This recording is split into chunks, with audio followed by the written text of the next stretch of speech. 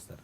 ఎవరు ఏమి వినిపించినా సరే నాకన్నా మా శాంతి ప్రసాద్ గారికి బాగా తెలుసు. ఎందుకంటే కనీసం గవర్నమెంట్లో కూడా లేరు వాళ్ళు. అప్పుడు తెలుగుదేశం లోకేష్ గారు మా శాంతి ప్రసాద్ గారి మీద పెట్టిన కేసు ఇప్పటికి కూడా ఉంది. ఆయన అడ్వకేట్ గారు ఎవరో కూడా నాకు కూడా తెలుసు. మా ఇద్దరికి కామన్ ఫ్రెండ్ ఆయన. నేను చెప్తున్నాను, అందుకే చట్టానికి ఎవరు అతీతులు కాదు. ఒక రాజకీయ నాయకుడు డిసైడ్ అయ్యి ఏదైనా అయ్యా అదే సార్, మీకు అడ్వకేట్ ఉన్నారో లేదో మీరు ఆయనతో కేసు కొట్టించుకోవచ్చు. అది కూడా మీరు కాకుండా చట్టాన్ని ఎదుర్కొంటాడు ఆయన. అంటే ఇక్కడ ఎవరైనా చట్టం ముందు ఎవరైనా, ఇందాక ఆయన చెప్పారు చూడండి, ఎవరో అడ్వకేట్ తీసుమార్కాన్ని కబుర్లు చెప్పడం కాదు. వాస్తవానికి గౌరవ మేజిస్ట్రేట్ గారు కన్విన్స్ అయిన తర్వాత మీరు నేను ఎవరో అతీతం కాదు దానికి. ఈ కేసులకు సంబంధించిన విషయంలో ఏమంటుంటే పొలిటికల్ ఏరాలో ఇందాక ఆయన అన్నట్టు నోరు మంచిగా ఉంటేనే అన్నీ కరెక్ట్గా ఉంటాయి సార్. లేదంటే ఎప్పటికైనా సరే మన రామ్ గోపాల్ వర్మ వచ్చండి, ఎప్పుడో ఆవిడకో ఎప్పుడో మనోభావాలు గాయమని ఇప్పుడు కేసు పెట్టారు. ఇది కూడా అంతే. పాతవి ఏదైనా సరే పొలిటికల్ అవేర్నెస్లో ఉన్న వాళ్ళు ఏంటంటే మనం సంయమనం పాటించడం, విచక్షణ కోల్పోకుండా మాట్లాడడం చాలా ఇంపార్టెంట్. అందులో పోసాని కృష్ణమురళి ఆ ప్రెస్ క్లబ్లో మాట్లాడింది అయితే అబ్సల్యూట్లీ బ్రూటల్. అది అలాంటివి ఆడపిల్లల విషయంలో, అందులో చిన్నపిల్లల విషయంలో అసలు మాట్లాడకూడదు. అది ఎవరైనా అవనండి, మీకు మీ వ్యక్తిగతంగా ఉంటే దాన్ని ఆ విధంగా మాట్లాడడం ఆక్షేపణీయం. కానీ ఓవరాల్గా ఈ టైంలో దాని మీద ఆ కేసులు వెనక్కి వెళ్ళి ముందుకు వెళ్ళినది ఒకటే ఇదిగా తప్ప, ఆ టైంలోనే ఇంటెన్షనల్గా కేసు కనుక ఎవరైనా పెట్టి ఉండి పవన్ కళ్యాణ్ గారు ఆ రోజు ప్రతిస్పందిస్తే it would have been something else. అప్పుడు ఎవరు కేసులు తీసుకోలేదు కదా వాళ్ళు చెప్పేది. సార్ తీసుకోవడం అది కాదు. మీరు జీరో ఎఫ్ఐఆర్ కూడా ఇవ్వచ్చు, దానికి ప్రొసీజర్ ఉంది, అది వేరే సంగతి. కానీ ఇక్కడ జరుగుతుంది ఏంటంటే అది ఇవాళ దీనికి ముడిపెట్టి మాట్లాడితే కన్నా ఆయన మీద చెప్పింది ఏంటంటే క్లియర్గా మీరు ఒకటి గమనించండి. నంది అవార్డుల విషయంలో ఆయన మీద ఇందాక శాంతి ప్రసాద్ గారు చెప్పిన దాంట్లో కేసు అయితే నేను 2 చేతులు దండం పెట్టి శభాష్ మంచి పని చేశారంటాం. కానీ ఇక్కడ ఆయన ఎఫ్ఐఆర్ కనుక మీరు రాజ్యాంతం గమనించుకోగలిగితే నంది అవార్డుల విషయంలో అవహేళన, అసమానతల విషయం గురుగారు ఒకేసారి నేను కంక్లూడ్ చేస్తాను.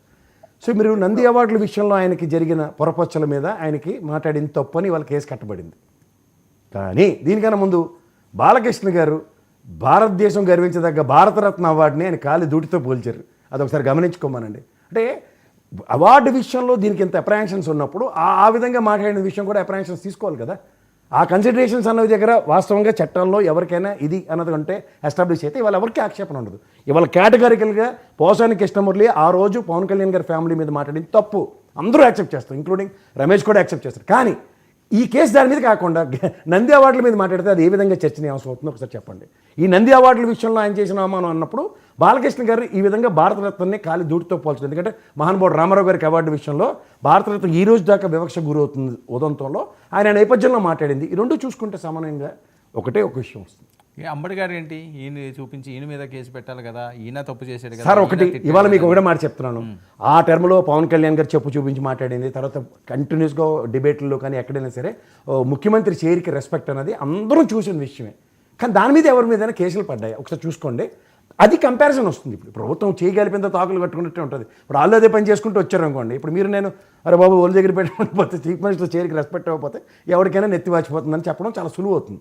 కానీ అక్కడ జరగనప్పుడు, జరుగుతూనే ఉన్నప్పుడు, ఇప్పుడు జరుగుతూనే కంటిన్యూషన్ ప్రాసెస్ జరుగుతున్నప్పుడు ఉదాహరణకి జోగి రమేష్ ఇంటి మీద అటాక్ చేశాడు, ఏం లాభటే. నెక్స్ట్ ఇంకొరెవరంటే పేరుని నాని గారు, అలా ఉదాహరణకి కొడాలి నాని గారు, లేకపోతే వంశీ గారు ఈ పర్టికులర్ కంటెస్ట్లో ఇలా మాడారంటే వంశీ గారి విషయం ఇన్ని కేసులు ఇన్ని బాధలు ఉన్నాయి కదా. ఆయన ఈసారి అయితే వైఎస్ఆర్సీపీ తరఫున నిలబడి ఓడిపోయిన ఎమ్మెల్యే. ఇంతకన్నా ముందంతా ఆయన తెలుగుదేశం పరంగానే గెలిచాడు కదా సార్. చేసి చెత్త అంతా ఆ లైన్లో చేసినట్టే కదా. నిజంగా హ్యాండ్ ఇన్ గ్లోవ్స్. అంటే నీ దగ్గర లేనప్పుడు నిజంగా ఇవి డిబేట్ అవుతున్నాయి.